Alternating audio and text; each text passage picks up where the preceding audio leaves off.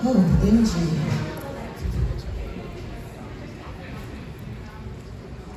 Good afternoon, ladies. Good afternoon. My name is Dr. Kimberly Offin, and I can't tell you how happy I am to be standing here before you today. Many thanks to Steve and Marjorie Harvey Foundation, and let's give it up to Ms. Paige and her team for this incredible day already. Come on, y'all can do better than that. Yes. I am trying to contain myself, y'all. I even wrote out my little notes and stuff so I can stay on task and get out from in front of you without talking too long, but I swear, if I had some sharp music, I'll do a little dance up here, y'all. And let me tell you why. 3 years ago, I attended my first Women's Summit. I sat out in the audience while the beautiful and the gracious Mickey Taylor hosted and led us through 3 days worth of prayer and inspiration and life-giving transformation. Where's she at, y'all? Stormy Wellington tore the house down in 2019, y'all. She tore the house down, and I remember thinking, yes, this is it. This is what I'm supposed to be doing. Stormy talked about manifesting our dreams and the power of our words. So I spoke it that day, okay? In affirmation style, I said, I will, hope that ain't too loud in your ear, I will speak at the Steve and Marjorie Harvey Foundation Women's Summit. And then I got bold and I ran over there and I told Paige too, told her what I was going to do. Then I positioned myself behind the podium and I took pictures. I smiled at an empty room, and I pretended that I was talking and pouring into the women. Oh yes, look at God. Look at God, he got the microphone, y'all. Yes! Speak those things, but let me calm down, okay. Just a little bit about myself. I'm a whole wife out here of 20 years, that man has claimed me. 20 years. A mother of 3 naturally born children and 4 children that joined our family through adoption, who've also blessed me with 6 grandbabies. Yes, I'm a whole grandma too. Yes, I am. But if you talk to me long enough, you'll mess around and you'll adopt a teenager. I know y'all like, my boy's almost gone. But if you talk to me long enough, you will. So be careful. I've worked in the child welfare system for more than 20 years, and I'm tired of this broken system that has perpetuated more brokenness. So if God gives me another 20 years in this field, I intend to transform this system one worker, one organization, and one family at a time. I'm an author out here in these streets too, a shameless plug. I published my first book entitled They Need You Now, which is about children aging out of the foster care system and the responsibility of the church to respond. God told me not to go anywhere without my book, so if you want one, I'd be happy to gift you one. Maybe you can get it into the hands of your pastor. The other 2 books in the series are still in manuscript form, since God said I can't write nothing but what he says. So we're still working on that. I love the Lord, y'all, but I'm going to really try not to preach at you. I can't help it though. I don't know if you hear it in my voice already. I'm so ready. But if I say anything that resonates with you, please talk back to me. So listen, a couple of years ago, right at the beginning of COVID, okay, God told me to take my mask off, y'all. He funny like that, right? So right while we were getting adjusted to hiding behind a mask for our physical protection, he was over here all up in my ear, right? Talking about take your mask off.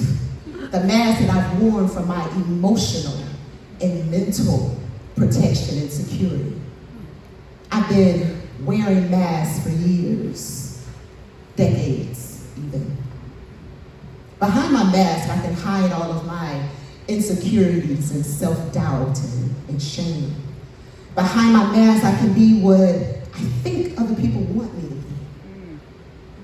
My mask protects me from saying too much, from showing too much, from being too vulnerable. So before I really get started today, we don't take our mask off, y'all. Y'all like how I did that? I just said we gonna take our mask off, and I'm not even speaking French. No, but for real. We gonna take our mask off. I know y'all got y'all figurative masks on too. You're sitting up in here, you're smelling all good, you're looking good, your face is laid, your hair is laid, you know, but you're hurting. Some of you are bleeding. You're in so much pain. There's some brokenness up in here. You are fighting battles that you haven't even spoken of. And I know that to be true. Because God told me to tell you, and you, my sisters, that you have been positioned for purpose. Say it with me. I have been positioned for purpose. Now let's pretend we are in church and look to your neighbor. Look in her eyeballs, right in her eyeballs, and tell her you have been positioned for purpose. Now let's get these masks off, y'all. So at the count of 3, we're gonna do this together. I just want you to reach down here.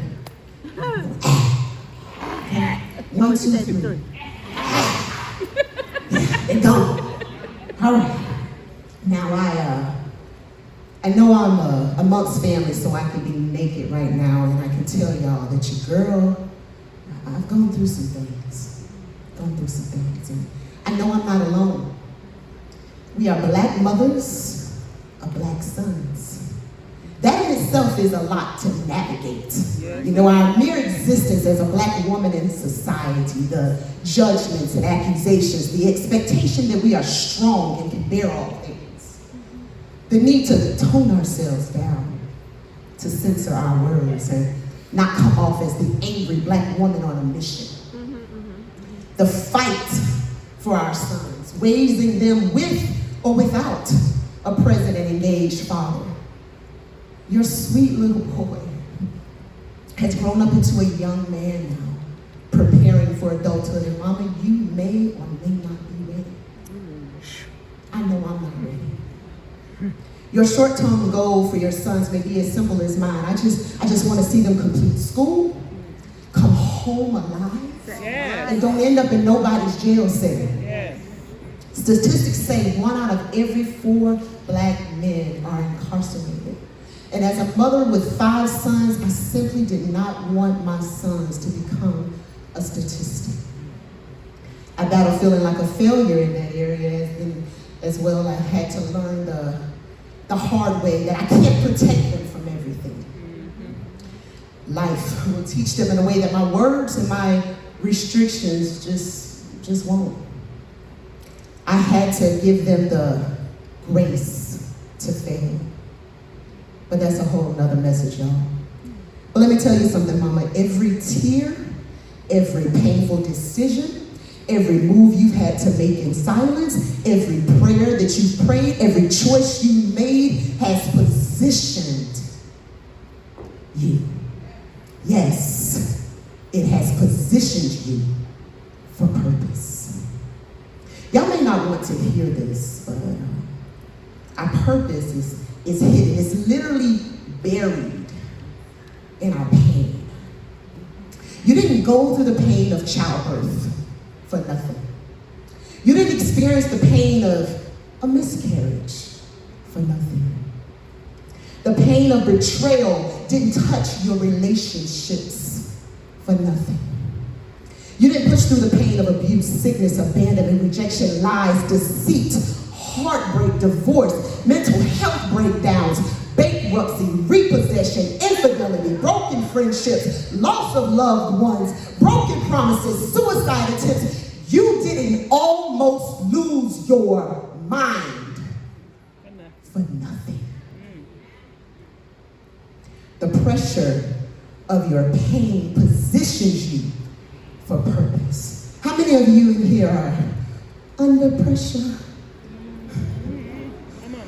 I'm talking to those of you who have been through something, those of you who are going through something. Yes, it hurt. Yes, it was embarrassing. Yes, it took something from you. Yes, it gave folks something to talk about.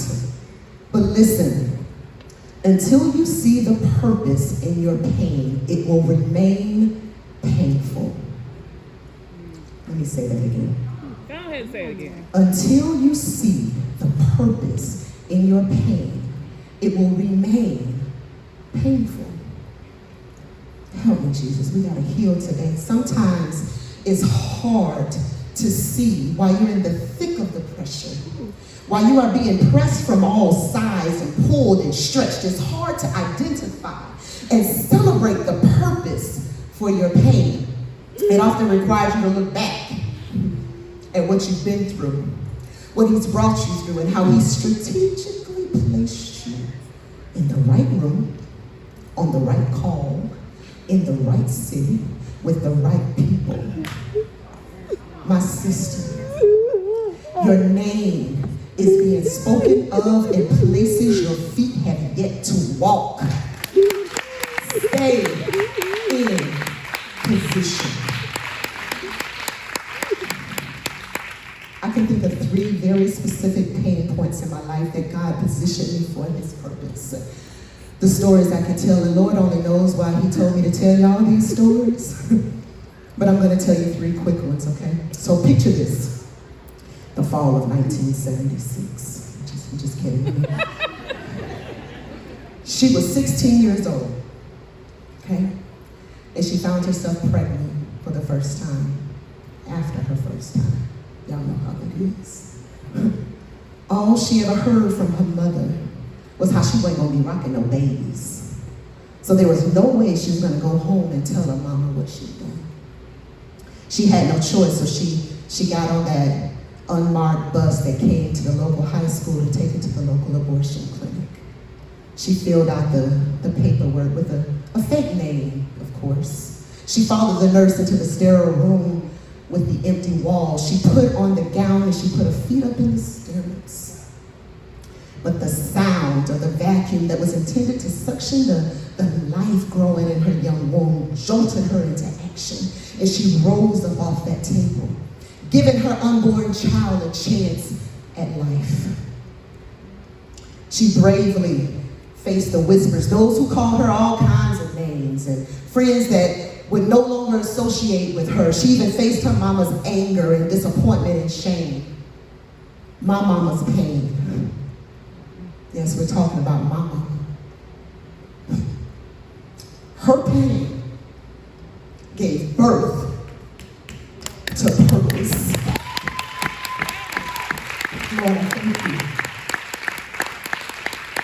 The beauty of Psalm 139 is so real to me, y'all. You knit me in my mother's womb. You saw my unformed body. All of the days of my life were written in your book before one of them came to be. All of my days, all of your days, all of your son's days, including this day, you are positioned for purpose.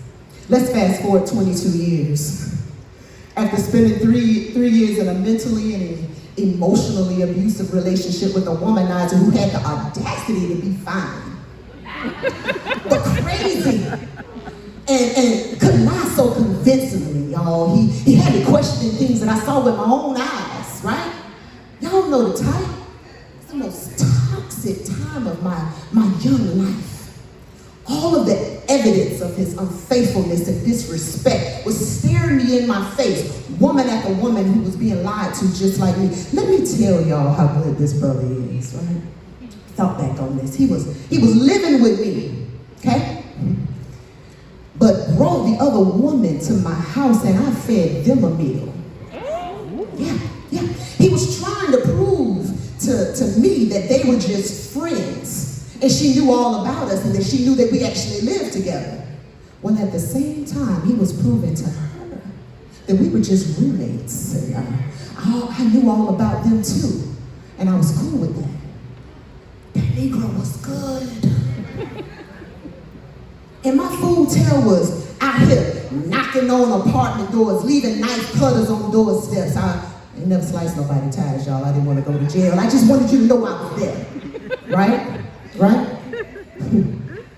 But I stayed ready to fight over somebody that didn't even have the common decency to take a shower before he left her bed and to come to mine.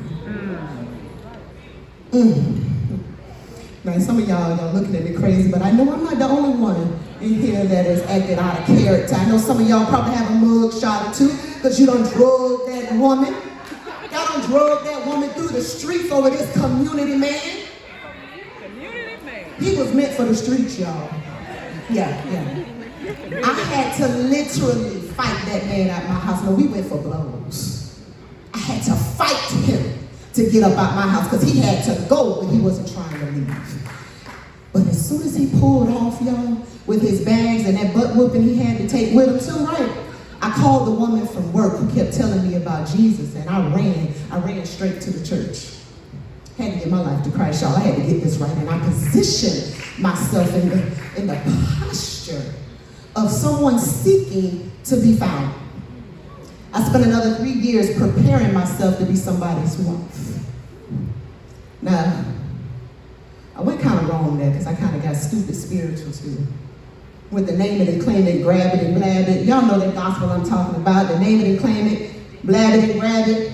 That gospel. So what I did, I named and claimed the whole man that I wanted to be mine, and I waited on him for 3 years to figure out what I already fully believed in. God ain't never said that man was mine, y'all. But he honored my fight to get out of toxicity. That he blessed my faith in positioning myself to be someone's queen. And he released my king on the scene, disrupting my everything. Now, I wasn't trying to rhyme, y'all, but through all of the crazy, God was still positioning me for purpose. Fast forward 6 months. Told y'all I got 3 stories, I'm gonna be done. My husband and I met and married in less than 3 months. Child, I said 3 months, y'all heard that? It made the church folks' heads spin, right? And everybody just knew I had to be pregnant. The pain of church shame, that's yet another message. My husband literally moved from Illinois to Georgia for school, for ministry, and for work. And his greatest accomplishment was finding his wife. Yeah.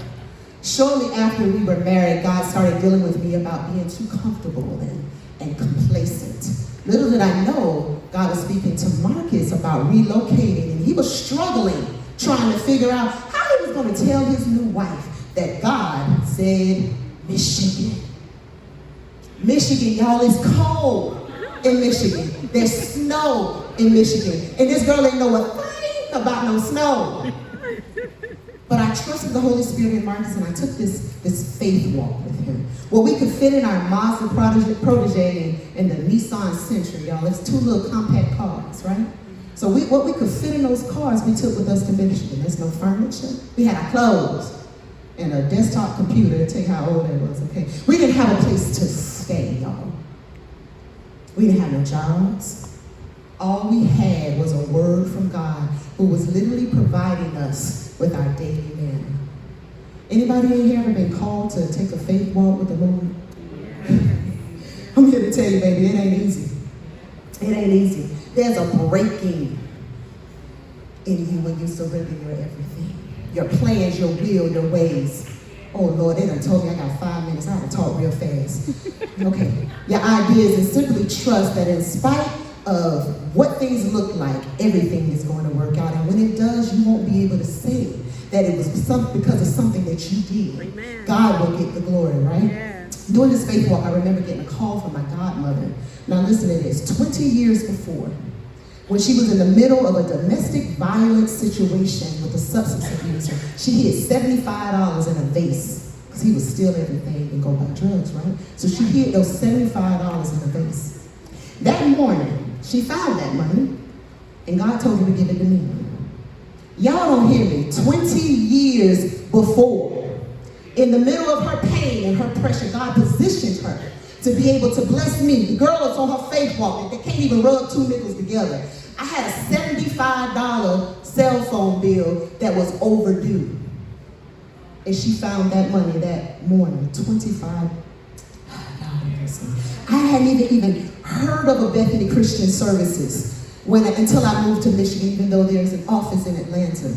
I didn't know about the global impact of this organization on children. I just knew that God was telling us to open up our home to be a foster parents. But he had to give us a home first, right? When she did, the lady literally dropped the keys into my hands. That's another story that I can tell y'all another day. But the move from my home, my family, everything and everybody that I knew and loved amidst the gossip and the speculation, saying yes to the unknown, depending on God to stretch our limited financial resources, to provide us with food and shelter, to bless our faith and give us favor, was all part of his master plan. He was positioning me for purpose. You see, my children were in Michigan. I told y'all we have 4 kids that were adopted from foster care, the children of my heart. I didn't give birth to them, but I poured my life into them. And for the last 19 years, we've traveled all around the world telling our adoption story, compelling the church to do something about the thousands of children aging out of the foster care system every year with no woman left in. Listen, ladies, in closing, I'm sure you've heard it said that God is the master chess player, right? And always he's strategic. He will use every bit of your life circumstances, every choice, every decision, every move to get you just in the right position. So take a look back at your own life. Let me tell you, pain and pressure will reveal you to you. What do you see?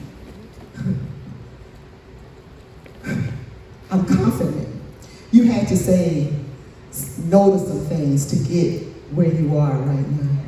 You had to say no to some things that felt good and looked good. You had to cut out some people out of your life or stand back and watch them leave voluntarily.